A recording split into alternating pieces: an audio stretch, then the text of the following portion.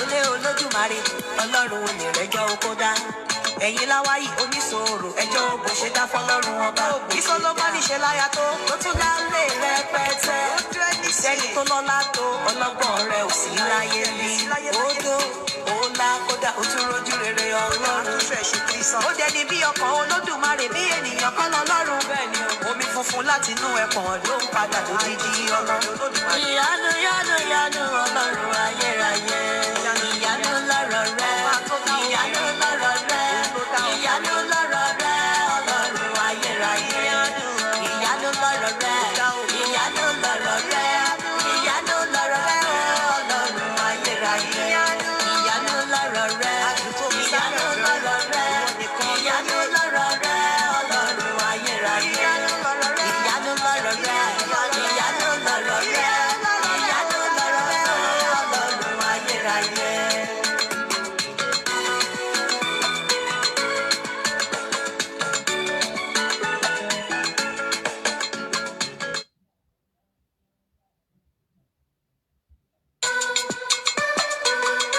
ẹ̀yin àrólé olódùmarè ẹ bọ́ sírí ẹ̀tẹ́ ti gbọ́ ẹ̀yin agbẹnusọ fún ọ̀gá ògo ẹ wá gbọ́ òkú làárọ̀ parí ẹ̀yin tí ẹ fẹ́ máa ṣèdájọ́ okú àti òwò yínká tún ti dé o aláràgbà yá. ìyanu lọ́rọ̀ rẹ ìyanu lọ́rọ̀ rẹ ìyanu lọ́rọ̀ rẹ ọlọ́run ayérayé ìyanu lọ́rọ̀ rẹ ìyanu lọ́rọ̀ rẹ ìyanu lọ́rọ̀ rẹ ọlọ́run ayérayé. ó fi ẹpọ̀n ṣàtẹ́gùn sábẹ́ oko tó bá ń dógò lọ́wọ́ àṣírí tó fi pamọ́ sínú idán òun nìkan ló yé ọmú àyà obìnrin ẹrù àyà obìnrin ó ti jẹ́ oúnjẹ fún ọmọ ìtura ló jẹ́ fún bàbá dáfídì ìgbẹ̀mí nítorí ìfòrò ó padà rí àánú gbà ó dẹni bí ọmọ olódùmarè bí ènìyàn kọ́ lọ́lọ́run omi funfun láti inú ẹ̀pọ̀n ló ń padà tó dídí ọmọ ìyanu yanu yanu ọlọ́run ayérayé. Right now is great for helping skim. ẹ kúrọ̀lẹ́ ẹ kú dédé wòyí ẹ̀yin olólùfẹ́ Olóyinka TNT ẹ kú bójú ọjọ́ ṣe rí mo ṣe show lórí TikTok and I tried to upload the show sórí Facebook mo rí pé mi ò rí ṣe ó máa ti gùn jù mo wá ní the same thing tí mo ṣe ní orí TikTok let me bring it here on Facebook ṣáájú if you know you lack capacity you're not able to filter you're not able to weigh information you're not able to retain, you're not able to differentiate, then please leave my platform. Tẹ́ bá rí nǹkan tí mo fi title kìíní yẹn mo ní Sisi Alagbo and fantasy. Let me reiterate and let me tell you, I will continue to speak about fantasy. And fantasy has been in existence before Sisi Alagbo. And pẹ̀lú nǹkan tó ṣẹlẹ̀, it will continue to exist. What is a sexual fantasy? Ẹ jẹ́ n kà jáde fún yín. A sexual fantasy is any mental image, thought, or story that turns you on. Oh, are very, very unfortunate. Wípé àwọn kan ní, and it's so degrading, it's so disappointing. Pé àwọn tó ń sọ ìlú òyìnbó náà wà. Àwọn tó ń sọ mo fi pé wọ́n supposed láti jẹ́ educated people. Let me put it to you what I said on TikTok. I am not going to fault Sisi Alagbo for doing whatever nǹkan tó fẹ́ pẹ̀lú ara ẹ̀. The only thing tí mo fi fault ẹ̀ ni wípé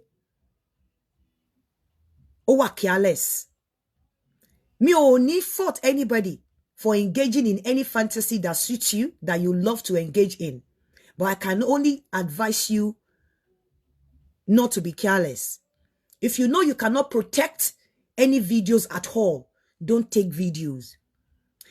And I want to assume that everyone on my platform has capacity. It's very degrading, very disappointing, very disgusting. That's my suffering adult. An individual telling an adult, where in your koloko, Emma Kawe now. Most of you, but kúrò ní university here padà mọ́. I want to put it to you for the nurses, for the doctors, for the carers. There are 5 principles of mental capacity. Number 1, it is assumed that anyone that you want to access has capacity. So I want to assume that anyone on my platform has capacity. Number 1, it is assumed that anyone at all has capacity. Number one principle of mental capacity. Number two principle, only wípé you have to support them to make decision. You are not going to coerce anyone. You are not going to force your decision or your own ideology on anyone. You have to support people to make decision. What more decision to make, you support them to make decision. Number three, unwise decision. The fact that someone has made an unwise decision does not make the person lack capacity. Number four, best interest. If you are supporting, if you are making decision on behalf of an individual, you have to make it in their best interest. So if in your bad choose, even when you come to me, Timba sọ fún ẹ wípé, that is why I don't condemn people. Timba sọ wípé nǹkan tó fẹ́ ṣe yóò dá. I cannot force you to change your stand. If you are making decision on behalf of people, it has to be in their best interest. And you cannot make decision on your own. Number five, less or least restrictive. You cannot restrict people. Ẹ̀yin tẹ́ wà educated, bóyá tẹ́ ti ṣetán university pé, excuse me, ẹ lọ ṣe training, ẹ máa padà sí school. Ó fi yín wọ̀n níta láti sọ pé, ó bóyá ẹ dẹ̀ fẹ́ ṣàbòsí, ó fi yín wọ̀n níta láti sọ wípé an individual, adult, adult ní nǹkan, people with capacity. Ẹ lọ ka nǹkan tó ń pè ní mental capacity. I want to assume that everyone on this platform can retain information. Everyone on this platform can filter. Anyone on this platform can weigh the consequences of any information. So you cannot force people. By even saying it, you are downgrading yourself. You are showing people that you are semi-illiterate. You are showing people that you are not educated. You are showing people that you do only pass through school. School has not passed through you. Those are the 5 principles of mental capacity. I didn't know. Emi kọ́ ni mo kọ́. Ó wà ńbẹ̀ to read. Educate yourself. You think gbogbo nǹkan tẹ́ ń sọ, it will stop me from talking about fantasy. Threesome is one of sexual fantasies. If your husband wants, if he makes your husband happy and you are able to protect yourself, whatever makes your husband happy is what you should do. And let me tell you the implication of this thing that I've just said that I said on TikTok. Ẹ̀yin tẹ́ gbé kíní yẹn síta, téèyàn bá ní kan méjì, ìka méjì àfiṣera ẹ̀, ẹ máa da ilé tó pọ̀ rú. Ẹ ti da ilé tó pọ̀ rú. You see all those men ranting, gbogbo wọn náà fẹ́ ṣe nǹkan yẹn. Ṣé rí kíní tó wà lọ́wọ́ àwọn èèyàn yẹn, it has now become a point of reference. Now the àlè, wọ́n á máa gba ọkọ yín á máa jáde nílé. You know why? Because the àlè will bring it to the man. Pé, see this, I want us to try this. Àlè ló máa offer ọkùnrin nísìn. Before, ṣe bí kò sọ lórí platform ni, èmi ò gbé wá. Ẹ̀yin gbé wá fi pẹ̀fẹ́. You think you can shut me? You think you can bully me to silence? You think I'm empty-headed? I will not say, mi ní jẹ́ kó jáde lẹ́nu mi láti sọ wípé adult kọ́ nǹkan lọ́dọ̀ ẹnìkan. Because I know the principle of mental capacity. Mi ní jẹ́ kó jáde lẹ́nu mi láíláí. And I'm so surprised. Ẹ̀yin tẹ́ bá mọ̀, tẹ́ bá jẹ́ nurse, àbí tẹ́ bá jẹ́ carer, àbí tẹ́ bá jẹ́ ẹ lọ kà nípa mental capacity. There are things that people will not expect to hear from me as a nurse. Mi ò ní lè sọ, because I understand what is capacity. I will not be able to say it to people wípé èèyàn kan ó fọ èèyàn kan lọ ṣe nǹkan kan, because I know the principle of mental capacity. It is assumed that everybody watching me now has capacity until you are proved otherwise. The fact that you are saying it, you are downgrading, you are degrading the personality of àwọn àgbàlagbà tẹ́ ń sọ fún. Principle of mental capacity, márùn-ún. It is assumed that every individual has capacity until proved otherwise. Supports people to make right decision. Unwise decision does not justify that somebody, the person that has made unwise decision does not have capacity. Make decision in their best interest, less or least restrictive. If you tẹ́ bá jẹ́ social worker, kíní kan, tẹ́ bá mọ eléyìí tó bá wà nínú ọpọlọ yín, Nini archive, you will not be part of those that will be saying, only on this platform you are just giving yourself out to people to know your level. For those of you saying that, I won't say that. I've told you, I'm able to differentiate. When I'm online, it's Yinka TNT. When I'm at work, it's Olu Yinka, and I can differentiate from my professional background and my social media background. I am telling you, either anybody likes it or not, I am educated. Mo de mo way, I only jẹ́ kí n reason. Bí ọ̀pọ̀lọpọ̀ ṣe ń reason. Only jẹ́ kí mi sọ nǹkan tí àwọn ọ̀pọ̀lọpọ̀ ń sọ. And the fact that I don't come here to respond does not mean mo jẹ́ coward or I don't know what to say. I've got a lot to lose. I respect my children as much as they respect me because Bíbélì sọ pé ẹ̀yin ọmọ ẹ̀yin òbí ẹ má ṣe mú àwọn ọmọ yín bínú. Àwọn ọmọ mi ò mú mi bínú, why tí mo ṣe máa mú wọn bínú? So I'm not able to behave the way others will behave. So before you can accuse people, before you can when you say that and wash it Agbalagba down by saying that. I've handled cases. I have people that look up to me. I have few that I look up to. And I have clients that I look after. So even what she clients, I cannot assume they lack capacity, except I have done a capacity assessment for them. For the fact that you are opening your mouth and you are saying ni mo fẹ́ máa bá relate. Ẹ̀yin lẹ fẹ́ sọ̀rọ̀ tí mo fẹ́ dá lóhùn, ẹ̀yin tẹ́ ń sọ̀rọ̀ yẹn. Ow, kò jọra wọn. Anybody tó bá ti sọ̀rọ̀ yẹn kò mi ò lè dá yín lóhùn, kò jọra wọn. Principle of mental capacity ọ̀pọ̀lọpọ̀ gan tó ní pin ò mọ̀ because ẹni tó bá mọ̀ ò ní accuse èèyàn kan pé kíní kan. Mental capacity kò jọra wọn. So I'm different and I've told you I'm very dogged. My doggedness has brought me this far. No Jupiter can keep me short or can keep me quiet. I know my onions. I may not come and rant with, but I know my own. I want you there, because I will not react. I will not act the way you will act. The things that you say will not come out from me. Fantasy has been existing before Sisi Alagbo, and it will continue to exist. And people will do what they have to do to satisfy your husband. The implication of what you guys have done, ile mama daru, because now for the religious women, now for the sentimental or sentiment ones, for the ones that carry kidiko, the man will not ask them. Now, gbogbo àwọn ọkùnrin ló ti fẹ́ try nǹkan tẹ́ gbé síta. They want to try it, and they will try it. The worst that could happen, they will start putting on mask. Yes, they will start putting on mask. The worst that will happen, they will leave Lagos, leave Kidiko, and go to Sokoto, and go to Cameroon. The worst that will happen, the husband will leave Nigeria and come to London, to America to do whatever he has to do.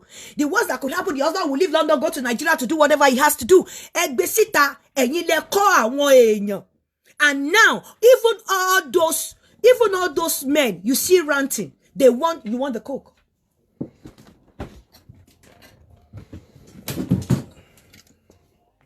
Even all the men you see ranting now, they want to practice it. That video has become a point of contact. Men, women, get ready to lose your husband. Not konshepo makuo. Ìwọ tó bá tán bá ti fi lọ ẹ́, tó bá ti ṣe, wọ́n máa sọ fún ẹ, àwọn àlè wọ́n máa sọ fún wọn pé do you want this? Kò nídìí káwọn èèyàn lo kayamata mọ́, ẹ ti gbé kayamata síta nísìn. That is the original kayamata that men will be using, that àlè will be using to take your men away. And can I tell you, any man tó bá ti engage nínú yẹn is a state of no return. You will cry. There is a state of no return because that video has become a point of contact. It has become a point of reference. Men will want to experience it. Even some ladies too will want to experience it. I just said it on my platform. Can you hear yourself out? Can you hear yourself out?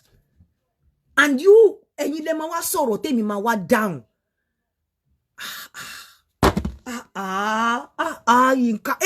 Down. I've just said it now. Principle of mental capacity. 5 principles of mental capacity. For everyone on this platform has capacity. It is assumed everyone has capacity. Everyone on this platform is an adult. And and once you have capacity, you are able to weigh information. You are able to retain information. You are able to filter information once you have capacity. So, tó bá wà nbí báyìí, tí bá yín ká bá ní kó lọ tọwọ́ bọná, you just confirm my forúkọ mi trend. FM, and I like it because the more you talk about me, the more people follow me. When 10 people visit my platform, 8 will stay. 8 will glue to that platform. Fantasy will remain fantasy. And you cannot tell people how to fantasize. You cannot tell people how to live their lives. You cannot control people's life. Whatever they want, they will do with their own body. The only fault that girl has is they were careless. For those of you that want to cry, for those of you that want to rant from now till tomorrow, I'm not going to attend to you. You all know now that in koto wa lopolo mi oju opolopo ori opololo, because I wouldn't sound the way Teshin sound. When I know about my capacity, when I know my onions, when I know the right thing, when I know that even people with capacity at toba de court gone, even when you make a decision and the judge feels the decision it will be detrimental to whatever is to you, the judge can use inherent jurisdiction to overrule your own decision. When I know up to that, kini, in your cover you people should argue intellectually. Stop giving yourself how to that one in your more ibiti level ye day. Anybody nishka meji African shere. Nobody. I'm faulting the camera. I'm faulting the video. I do not have right. It's an infringement of our excuse me. Me only right láti fault her for using her own body to do whatever to she wish láti she. No one has the right to fault her. The only thing tí mo fault her ni pé the video. I do not even have a right to fault her for taking the video, because some of them will want to keep the video. If they can't at my shaking all the time, I want to keep the video. Nyale ma rose one, but what careless ni mo ma fault her fun. It's her body. I said it on TikTok. I used to have a client. Toti dagba, ton fe agbalagba obìnrin, ton date ọmọ kékeré ọkùnrin. Agbalagba bí 45, ton date ọmọ 21. Wọ́n ní kó filẹ̀ ó lóun wà in love because she has capacity. Ọmọ yẹn ń gbowó lọ́wọ́ ẹ̀. She has capacity to decide over her finances, over her money.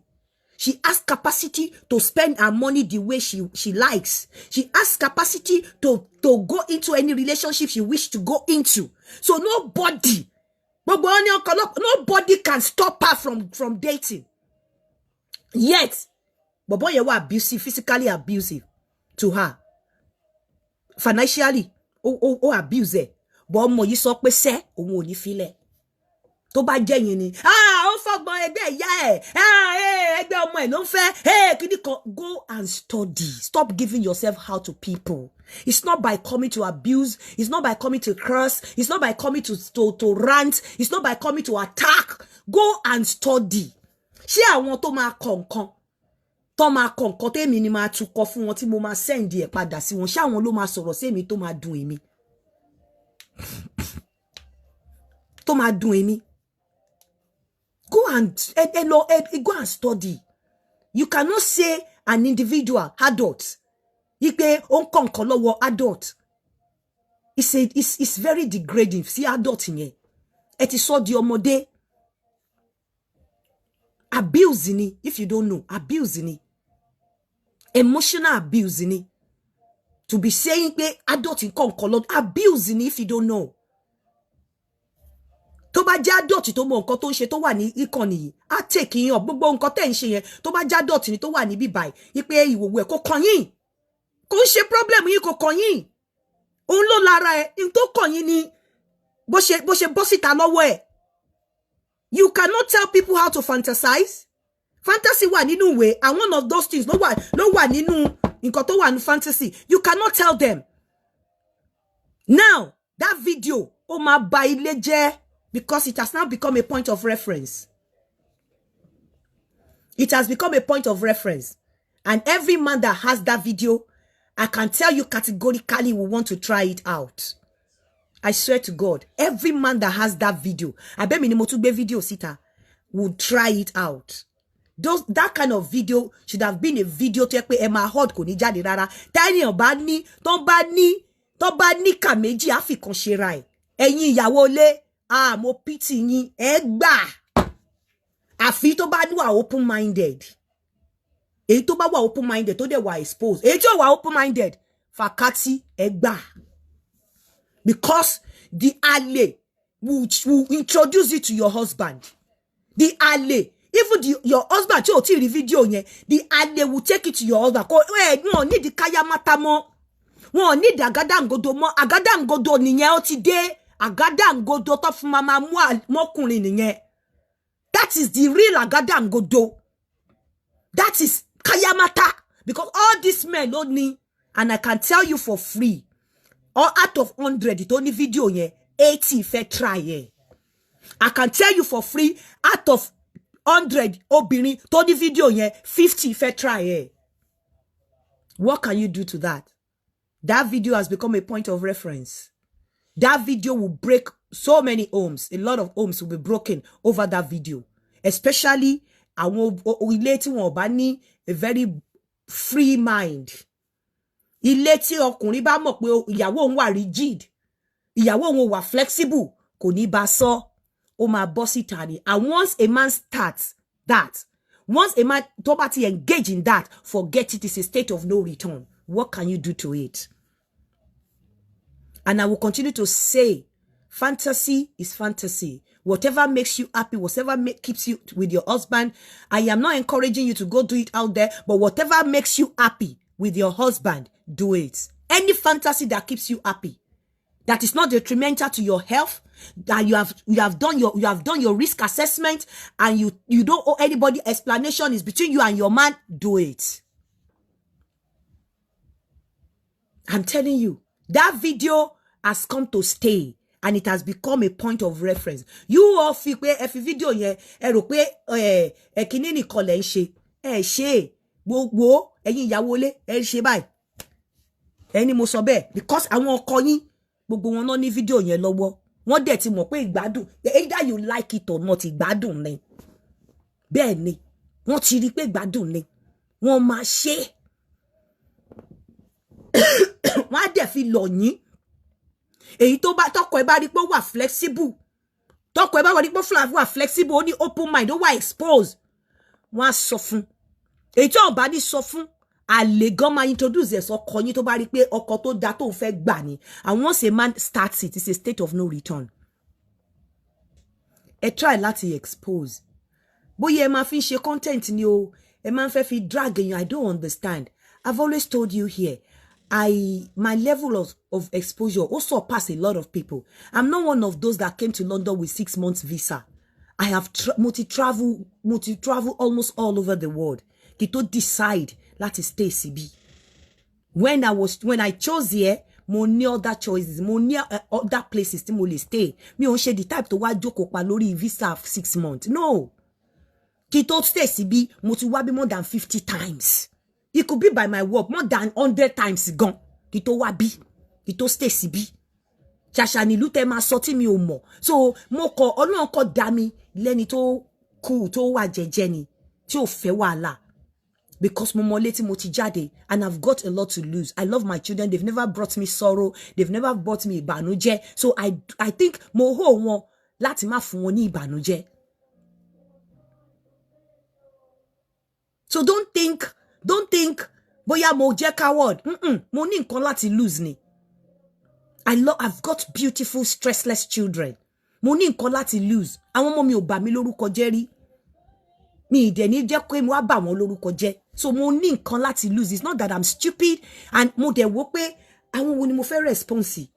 Àwọn tó ń sọ wípé adult nǹkan lọ́wọ́ adult. Ṣé àwọn kí ni mo fẹ́ response sí wọn? Àwọn wo ó wà appalling láti máa gbọ́rú nǹkan báyìí. Àwọn wo tí àwọn yẹn ni àwọn wo mo fẹ́ response. Kí ni mo fẹ́ sọ?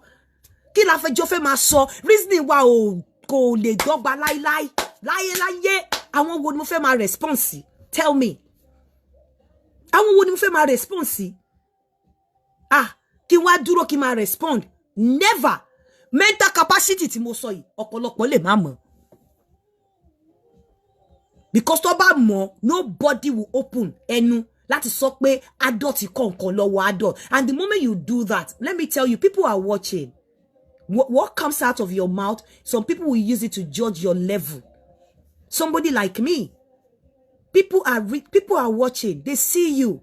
They see when you talk, and they are able to assess you, to assess your level of intelligence, to assess your level of education, to assess the level of your understanding, even about your profession. Kò sẹ́ni tó yẹ kó wà nínú profession mi kó sọ wípé èèyàn kankan yẹ, especially when you know about mental capacity. Kò sẹ́ni tó yẹ kó wà ní health, especially when you know about mental capacity. Not máa ní pé èèyàn kan ló kọ́yàn kan ní nǹkan kan. Adult tí ò ń ṣe underage, tí ò ń ṣe minor. Is it to keep me quiet? You cannot bully me to keep quiet. I will continue to speak about fantasy. And I'm saying it, I'm reiterating it, I'm saying it all over again. Whatever keeps your home with your husband, do whatever makes you happy with your husband. My fantasy is different from your own, from other people's fantasy. If it makes me happy, I'll do it. And I'm telling you categorically, I am not faulting Alagbo fún nǹkan tó engage in. Mo ń fault ẹ fún stupidity ẹ. Mo ń fault ẹ fún wípé carelessness ẹ. And no one has the right to fault her, because you cannot cry more than the bereaved. You cannot cry more than the bereaved. Olóní ara ẹ. Infringe on our rights ni. You are taking advantage of a system tí ò ṣiṣẹ́. Tó bá jẹ́ pé Sisi Alagbo wà ńbí, you will not do that. You won't do that. Tó bá ṣe the only nǹkan tó lè ṣe. Tó jẹ́ pé ẹni tó bá rí lọ́wọ́ ẹ̀, ẹni tó bá sọ̀rọ̀ ń pa ẹ̀ lásán. But ó ti ṣẹlẹ̀. But you are just taking advantage of the fact that the system tó gba anybody láti bully anybody ni. Because kò hold anyone ní explanation. Òun ló ní ara ẹ̀. Òun ló ní òbò ẹ̀. Ọkọ ẹ̀ ló bá ṣe. If there was another person there, probably, or if there were other people there, it would have been a different ball game. But òun àtọkọ ẹ̀ ló wà ńbẹ̀. And can I tell you that wọn lè fira wọn lẹ̀. Bọ̀bọ́ yẹn ò ní filẹ̀. Wọn lè fira wọn lẹ̀. Honestly, wo kíní yẹn ìfẹ́ ló máa fi sí àárín wọn sí. And for those of you saying, ọkọ ló ṣe, have you ever sat down? Have you ever sat to think, what is the rationale? Jesus Christ. Ṣé ti jókòó láti rò pé, what is the rationale behind ọkọ ló ṣe? What is the rationale? Kí ló fẹ́ gain níbẹ̀? Ojú ẹ̀ ló wà conspicuous jù. Ojú ẹ̀ ló show jù. Òun ló show jù. Why would he? Ó dẹ̀ mọ implication ẹ̀ tó ń bá jù síta. Tó bá jẹ́ pé ìyàwó ẹ̀ ló show jù ni tó bá jù síta, fine, but ó mọ implication ẹ̀. Téèyàn bá ń feed you with something, you prove that you are intelligent. What is the rationale behind it? Pó fẹ́ ṣe. Tó bá ti ń ṣe tẹ́lẹ̀, ṣé rí mà yẹn ní súra yẹn tó jẹ́ pé ó ti ń ṣerú àwọn nǹkan bá yẹn, ṣé rí súra ẹ̀ lára ẹ̀ tó jẹ́ pé ó ti make owó nídìí ẹ̀. What is the rationale? Kí ni rationale tó fi fẹ́ ṣe? Ṣé rationale ni pé ó fẹ́ kó drag òun, kó disgrace òun? Kí ni rationale tó fi fẹ́ ṣe? Tó bá sọ pé okay, òun ló ṣe, what is the rationale? Let's assume pé òun ló ṣe, but what is the rationale? Because when you go to school and you're writing your essay and you're writing your clinical, like for those of us, ta máa ń ṣe assessment, ta máa ń put up safety plan, ta máa ń put up plan.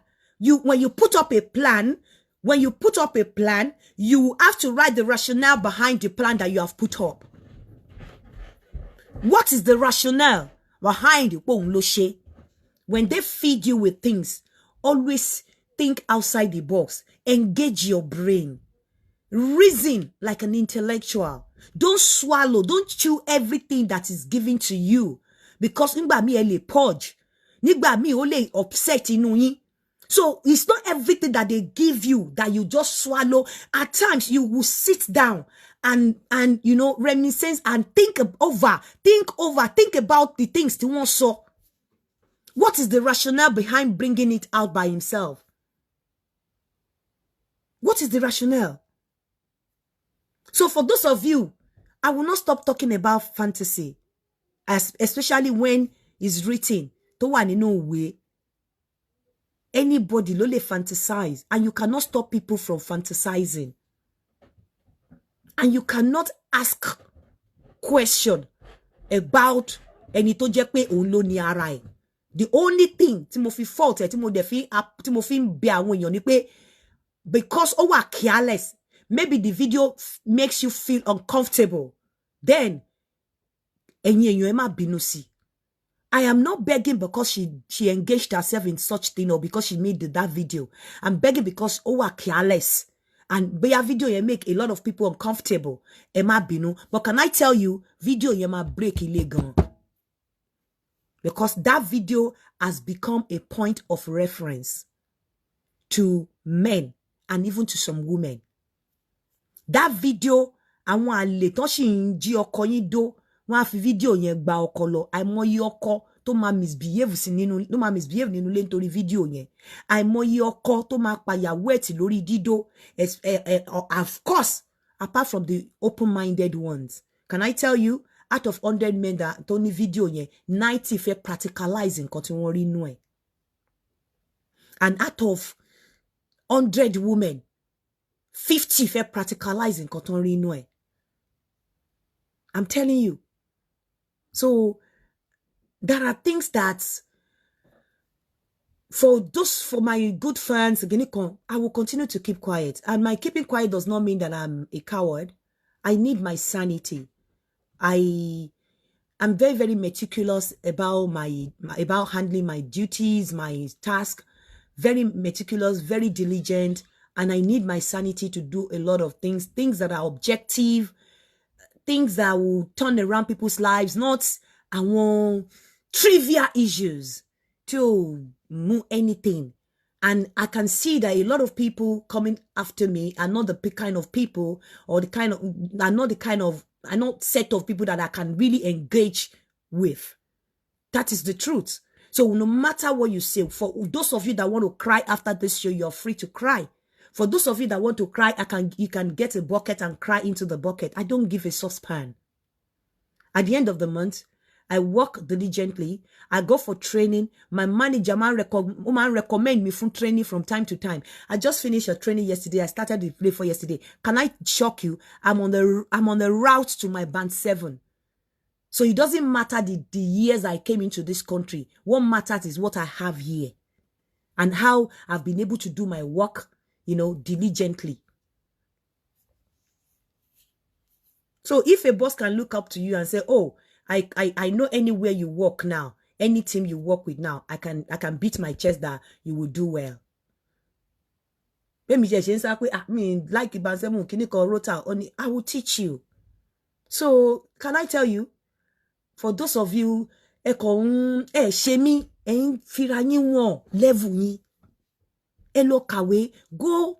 go and Google and read about mental capacity and relate it to what is going on now and what a lot of you are saying. Eloka mental capacity.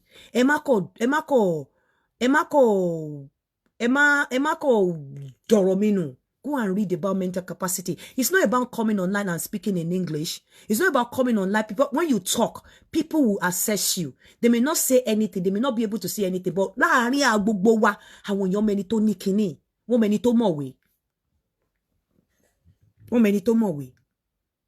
go and read about the principle of mental capacity. Read about inherent jurisdiction.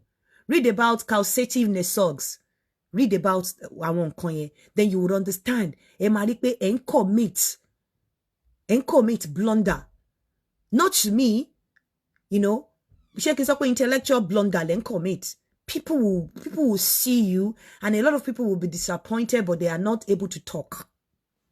Just like Muan were disappointed about won't come in. And honestly, I cannot engage with lots of people talking about me. I feel I'm too intelligent to engage. Though yele ni pe mo MTN, but people that know mo pe mo way mo de mo nkan tí mo ṣe. Because I will not sound like that, never. Even Kenyan was so for me, I will be very ashamed.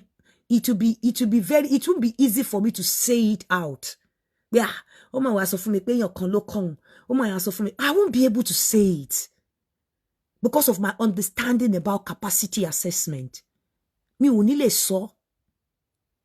Mi ò ní lè sọ. And for those of you, te fi pe en fi video yẹn, that video has become a point of reference. Homes, o ma break lórí video yẹn. I'm telling you, mi ò gbàdúrà ẹ o. Ale, wọ́n ní di kayamata mọ́. Wọ́n ní dàgádàngodo mọ́. Wọ́n ní di lẹ̀kẹ̀ mọ́. Video yẹn ti tó láti gbọ́kọ. Yes. Because Ale will be offering that. Even if your husband has not seen that video, Ale will offer it to your husband, will show you to your husband. Wait, come, look at it. Let's try it out.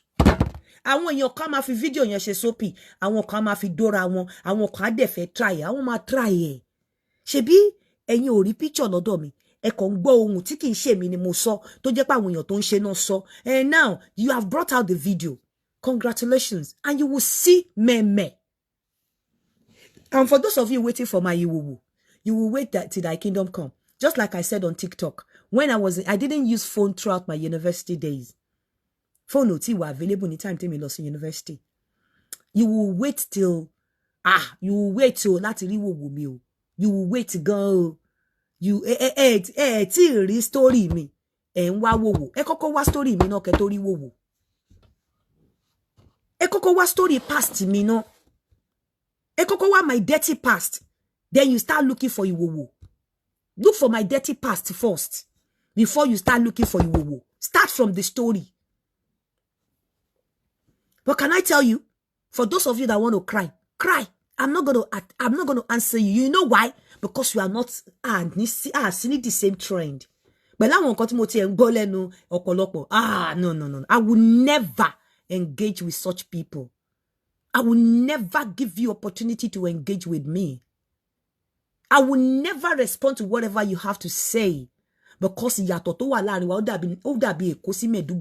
because I wouldn't reason the way most of you reason. I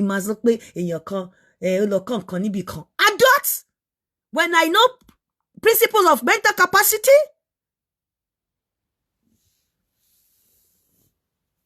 if my husband talk on me about talk for me picking talk on me about feel love me, to ba joke on me my share now. If that is what he wants, it's not anybody's business. I'm the owner of my body, it's my husband. Timba she to ba lo shenita. Well, timba wa lose home minko. And even at that, I'm not even asking you to do it. It's up to you.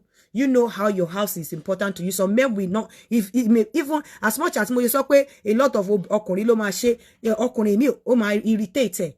So, but it does not mean we pay ọkùnrin mi ò ní fantasy. But you cannot question an individual fantasy. You cannot. You do not have right. If tó bá ní anything tó yẹ kí ọmọ yẹn jẹ̀bi, tó ló wà careless or make other people feel uncomfortable by bring the video yẹn ṣe jáde. But you cannot say aṣẹ́wó ni torí pé kíní kan torí pé ó satisfy ọkọ ẹ̀. Ó ṣe gbá ó ṣàwo àbá. Ẹ lọ kàwé o. Ẹ lọ kàwé o.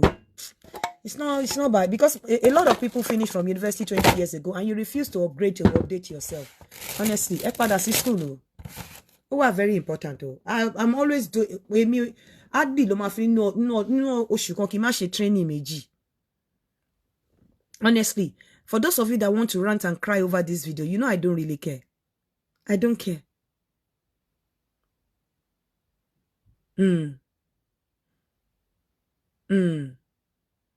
There's no, you have moral. Queen Temi, you have moral. What are you doing on this platform? If truly only moral, and you don't want, olórí burúkú yín, kí ló ń ṣe ń bí? Ṣé bí ìjẹ́ church, ibi ìjẹ́ redeem. What are you doing on this platform? With your moral instruction, what are you doing here? Oni moral, kí ló ń ṣe ń bí? Ọ̀pọ̀lọpọ̀ yín ẹ máa lọ gba charger lọ́wọ́ ọkọ lọ́kọ nínú ilé náà máa fi dó yín. Charger ni, brother ẹ fún wa ní charger. Ẹ wá máa wá síta ẹ máa form saint.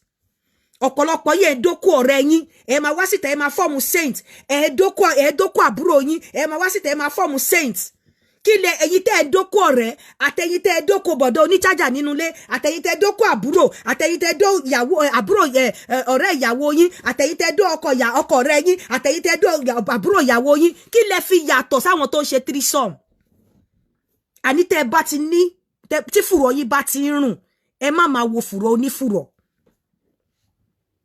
tẹ́ bá ti ṣe nǹkan ìdọ̀tí rí ẹ má máa àti wọ́n tó wá sórí platform mi tó bá fẹ́ wá wòrà kó wá wò ó. Can I tell you? Let me set this record straight. Mi ò mọ Eniola rí o. The first time I spoke to her was 2 days ago. And I only spoke to her to pacify her, to empathize with her. Not that way anything. And yesterday, níwájú Ọlọ́run àti èèyàn mi bá sọ̀rọ̀ rí before the Ọlọ́run rí mi. Ìjẹta ni. In fact, èmi ni mo send message pé God is your strength. This too shall pass. Tó fi wá pè mí. Mo miss calls ẹ̀ gan. Ní time tó ti bẹ̀rẹ̀ sí ní pè mí, mo wá pè padà. That was 2 days ago. Mi ò mọ̀ rí níbi kankan. So don't say I'm supporting her. Even you, this Kamo that you are talking, most of you will want to do that. I can bet my life. I can bet my life. Bí ẹ fẹ́ ṣe. But tó bá tẹ̀ wá ti ṣe nǹkan tó ṣe kó kú ni. Ṣé kó kú ni? Ìgbà tẹ́ rí pẹ̀lú ọkọ ẹ̀ tẹ́ ṣe báyìí tó bá wá jẹ́ pé ọkùnrin mi ilẹ̀ ti rí ńkọ́. Look at the story tẹ́ cook. Look at the why tẹ́ ṣe rí bẹ́ẹ̀. Why tó bá jẹ́ pé ọkùnrin ilẹ̀ rí ńkọ́. Does it mean pé látijọ́ tẹ́ ti mú ya àwọn mi ò ṣe threesome. Mo ti rí ọmọ kan tó ń sọ̀rọ̀ lórí TikTok. Ọmọ tèmi mọ̀ pé ó ń ṣe. Ó sọ̀rọ̀ lórí TikTok. Ó náà fẹ́ máa kọ́ ni. Ọmọ tèmi mọ̀ tí mo mọ àwọn tó ń ṣe pẹ̀lú. Mo rí tó ń sọ̀rọ̀ mo kàn wò báyìí pé ìwọ yìí náà ń sọ̀rọ̀. Kí lẹ fi yàtọ̀? Obìnrin tó gbọ́kọ lọ́wọ́ ọ̀rẹ́ ẹ̀, obìnrin tó gbàyàwó, ọkùnrin tó gbàyàwó ọ̀rẹ́ ẹ̀, obìnrin tó dóko ọ̀rẹ́ ẹ̀, tó dóko ọkọ ọ̀rẹ́ ẹ̀, obìnrin tó dó ìyàwó ọ̀rẹ́ ẹ̀, obìnrin tó dó ẹ̀gbọ́n ọkọ ẹ̀, tó gbé àbúrò ọkọ ẹ̀, kí lẹ fi yàtọ̀? Ẹ̀yin gan tiẹ̀ tún worse ju ẹni tó bá ọkọ ẹ̀ ṣe fantasy lọ. Ẹ worse jù lọ tẹ́ ẹ bá mọ̀. So some of you at times when you talk, you don't look at your past. You don't look at yourself. You feel, I don't understand. Èmi go only condemn èèyàn because I also have my past. I have my past. Mi ò lè condemn èèyàn torí mo ní past mi. Ẹ máa jẹ́ ká máa ṣe díẹ̀díẹ̀. Ẹ má jẹ́ ká máa múyàn bẹ́ni pé ó dìgbà tó bá kú. Especially kíní yóò kàn yín. Òun ló lára ẹ̀. You cannot cry more than the bereaved. Tó bá jẹ́ pé ìlú tó wà Western world ni ẹ lè ṣe báyìí fún. Ẹ ní lè ṣe. No one is encouraging na nǹkan tí mo blame ẹ̀ sí ni pé ó wà careless. Ó wà careless, ó wà silly. Bó kíní yóò kàn yín, ara ẹ̀ òun ló lára ẹ̀. Ẹ̀yin tẹ́dẹ̀ ń bù yìí. Ṣé wọ́n ṣe kíní yẹn láti ẹ fẹ́ ṣe. Ẹ máa ṣe bí orí platform yìí la máa wà. Ẹ má worry. Ẹ máa gbọ́ ohun tó máa ṣẹlẹ̀ nínú ilé. Mo kàn lè má lè gbé wá fún yín. Bọ̀ ẹ máa gbọ́ ohun tó máa ṣẹlẹ̀ nínú ilé ńsìn. Ṣé mo pa àwọn èèyàn ò rí tẹ́lẹ̀, àwọn èèyàn ti wá rí ńsìn. In fact, somebody actually said on my platform pé Aunty Yinka tẹ́ bá ń sọ òun ò believe pó ṣẹlẹ̀ until now. Ó máa ń rò bóyá eré ni, but ìsìn ló ń ṣe mọ̀ pé ó rí o. So kí ló máa follow ẹ? You think all those men will not try it? You think some of your wives will not even try it? Sit down there. Anyway, ẹ̀yin abiyamọ, ẹ má bínú o nítorí pé Eniola ó wà careless. Ẹ má bínú fún stress or distress tó bá ti cause yín. Tí mo mọ̀ pé ọ̀pọ̀lọpọ̀ yín kò cause yín ní distress o. Ẹ kò fẹ́ bá yé ọmọ yẹn jẹ́ ni o. Kò cause yín any distress o. But tó bá cause yín ní distress, ẹ má bínú. But mo fẹ́ kẹ́ mọ̀, for those of you saying Yinka TNT, I'm not begging you, I'm not regretting it. That's why I've come to speak about fantasy again. You cannot shut me. You cannot keep him quiet. You cannot stop me from talking. If you're not comfortable with what I'm doing, I've told you, don't follow me, unfollow me, don't watch me, don't see me. You understand? I have right to my platform. I have a right to talk. I have a right to speak about fantasy because it's written. So, and everyone has right to engage nínú fantasy tó bá wù wọ́n. You cannot stop people. And it is assumed that everyone on this platform has capacity.